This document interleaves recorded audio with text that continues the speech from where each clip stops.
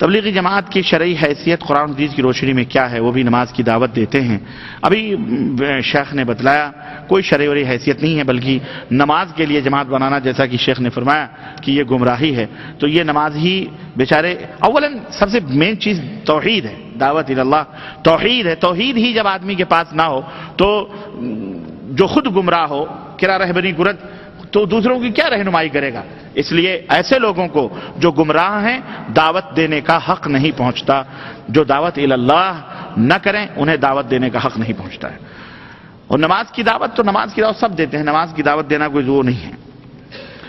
گزارش خدمت ہی کی ایک صف پوری ہو چکی ہے، پھر ایک آدمی آیا اور وہ ایک آدمی آگے سے کھینچ لیا، وہ آگے کا صف ٹوٹ گیا. کیا ایسا کرنا بہتر ہے یا وہ اکیلا نماز پڑھے؟ ایسا کرنا حرام ہے، جائز نہیں ہے. ایک آدمی پہلے آیا ہے، وہ اگلی صف میں ہے، آپ اور وہ پہلی صف کی فضیلت پا رہا ہے، اللہ کی رحمت سے مستفید ہو رہا ہے. آپ آخر میں اعلیٰ حضرت آ کر پیچھے سے اس کو گھسیٹ کر آپ اس کو رحمت سے محروم کر کے اپنی نماز درست کر رہے ہو.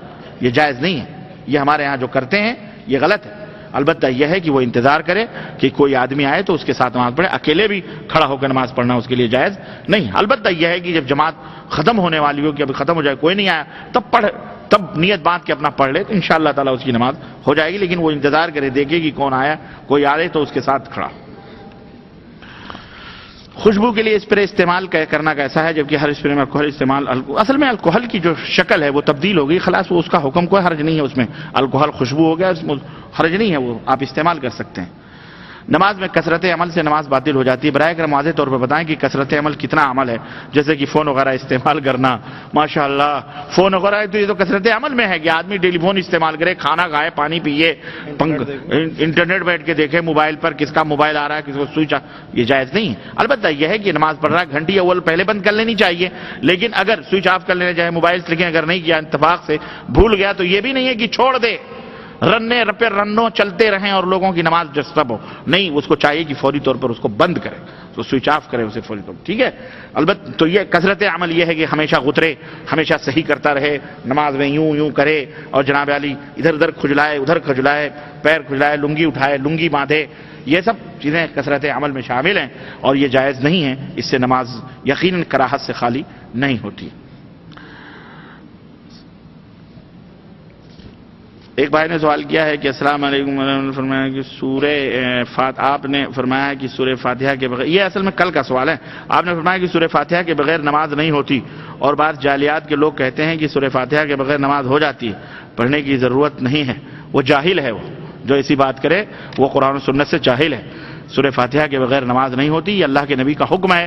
لا صلاۃ لمن لم یقرأ بفاتحۃ الکتاب، اللہ کے نبی نے فرمایا اس کی نماز ہی نہیں ہوتی جو سورہ فاتحہ نہ پڑھے. تو جعلیات میں رہنے کا اس کو حق نہیں ہے جو ایسی اس قسم کی دعوت دیتا ہے. اگر وہ داعی ہے تو اس کو چاہیے کہ وہ بچے اس سے. السلام علیکم، بھارت میں جو مولانا بتاتے ہیں اب آپ ہی کے نیچے نابھی کے نیچے نیت باندھتے ہیں، کیا وہ غلط ہے؟ اور اوپر انہوں نے 786 لکھا ہے. یہ 786 کا مطلب کیا ہے؟ اگر اس کا مطلب بسم اللہ ہے تو اللہ کا نام ہے بسم اللہ الرحمن الرحیم، اللہ کے نام سے جو رحمان ہے رحیم ہے اس کے نام سے شروع.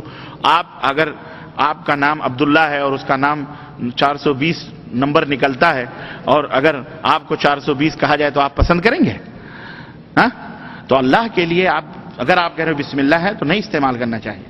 یہ حرام ہے، یہ قرآن کی تحریف ہے. یہی یہود و نصارہ نے تو صرف معنی مفہوم تبدیل ہو کیے تھے، انہوں نے تو لفظ کے لفظ گنتیوں میں بدل دی. یہ حرام ہے، تفصیل کا موقع نہیں، ورنہ اس کی تفصیلات بہت ہیں. یہ ایسا نہیں لکھنا چاہیے، بسم اللہ لکھو کم از کم. اور جہاں تک فرمایا انہوں نے کہ ناف کے نیچے باندھتے ہیں، اگر حق بات بولتے ہیں تو کوئی حرج نہیں ہے اس میں. وہ ناف کے نیچے باندھیں، فلانی جگہ باندھیں، وہ بات کی بات ہے، لیکن توحید کی سنت کی بات ہونی چاہیے. ٹھیک ہے، ایمان اور عقیدے کی بات ہونی چاہیے. داڑھی رکھنا فرض ہے یا سنت ہے؟ داڑھی رکھنا فرض ہے، کیونکہ اللہ کے رسول صلی اللہ علیہ وسلم کی خدمت میں کچھ لوگ آئے تو ان کی داڑھیاں مڑی ہوئی، مونچھیں بڑی بڑی، تو آپ نے فرمایا کہ یہ کون لوگ ہیں؟ تو ترجمان جو تھا بیچ میں انہوں نے کہا کہ ہم قیصر روم کے دربار سے آئے ہیں اور ہمارے روم نے ان کو بادشاہ کو رب سمجھتے تھے، وہ ہمارے رب نے ہمیں داڑھی موڑنے اور مونچھوں کے بڑھانے کا حکم دیا ہے. تو آپ صلی اللہ علیہ وسلم نے اپنی داڑھی مبارک پہ ہاتھ پھیرا اور فرمایا الحمدللہ ہمارے رب نے ہمیں داڑھی رکھنے کا حکم دیا ہے. تو داڑھی رکھنا صرف نبی ہی کی سنت نہیں، اللہ کا حکم بھی اس حدیث سے پتہ چلتا ہے، تو اس لیے داڑھی فرض ہے۔ یہ سنت سمجھ کر اس کو قینچی یا اس کو جو ہے کیا کہتے ہیں استرے مت مارو، حرام ہے یہ، اور اس سے مار کر اسے گٹر میں پھینک دے تو حرام ہے، یہ حرام۔ مسلمان ہو صحیح ڈھنگ سے داڑھی رکھو۔ اب یہ نہ سوچو فلانے بڑے بڑے لوگ داڑھی نہیں رکھتے، تو بڑے بڑے لوگوں کی طرح آپ ہیں؟ بڑے بڑے لوگ تو بادشاہ اور حاکم اور پتہ نہیں کیا کیا ہیں، ہم تو فقیر کے فقیر در فقیر ہیں۔ تو اگر یہی سوچنا ہے تو آپ بھی بادشاہ بن جائیں ہیں؟ واہ، نہیں، غلط بات ہے۔ کیا پیپسی کولا سیون اپ پی سکتے ہیں؟ اگر آپ کو شوگر نہیں ہے، مریض نہیں ہے، زکام نہیں ہے تو پی سکتے ہیں، کوئی حرج نہیں۔ ساسیہ بھی ہوتی ہے شیخ آپ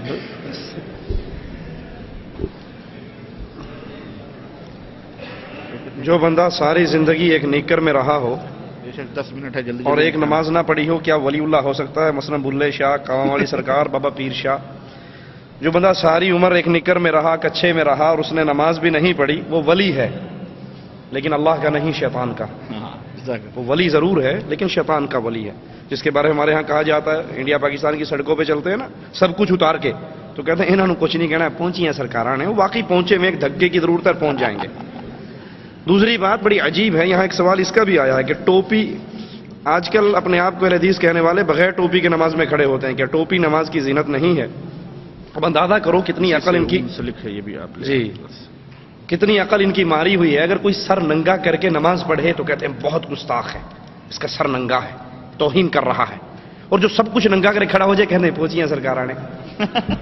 جس نے صرف منڈی اپنی ٹنڈ ننگی کی وہ گستاخ، اور جس نے ہر چیز ننگی کر دی کہا یہ پہنچی ہوئی سرکار، یہ بڑا اولیاء اللہ میں سے ہے۔ تو یہ شیطان کے ولی تھے، یہ اللہ کے ولی نہیں تھے۔ اللہ کے ولی کا لباس رسول اللہ صلی اللہ علیہ وسلم نے بیان فرمایا، وہ اپنا سطر ڈھانپ کے رکھتے تھے، ان کا دل مسجدوں سے لگا رہتا تھا۔ میرے ماموں دیوبندی علماء میں سے ہیں، وہ کہتے ہیں نبی کے وسیلے سے دعا کرنی چاہیے، قبول ہوتی ہے، کیا یہ صحیح ہے؟ صحیح بخاری کے اندر حدیث میں آتا ہے، عمر بن خطاب رضی اللہ عنہ کے دور کے اندر، عمر بن خطاب رضی اللہ عنہ کے دور کے اندر قحط ہوا، تو وہ نبی کے چچا کو لے کر آئے اور کہا اللہ جب تک نبی زندہ رہے وہ ہمارے لیے دعا کرتے تھے، اب وہ فوت ہو گئے، آپ کے پاس آئے، آگے اب یہ ان کا چچا ہے، یہ دعا کرتے ہیں ان کی قبول فرما کر ہمیں بارش عطا فرما دو۔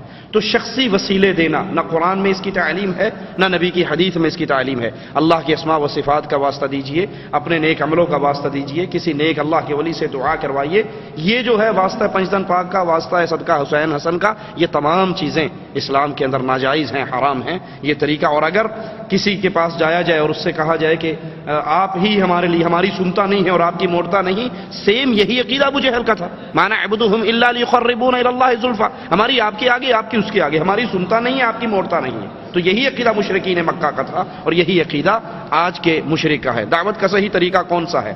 دعوت کا صحیح طریقہ یہ ہے کہ دعوت کی بنیاد لا الہ الا اللہ رکھی جائے، اللہ کی توحید کی طرف سب سے پہلے بلایا جائے، یہی دعوت کا صحیح طریقہ ہے۔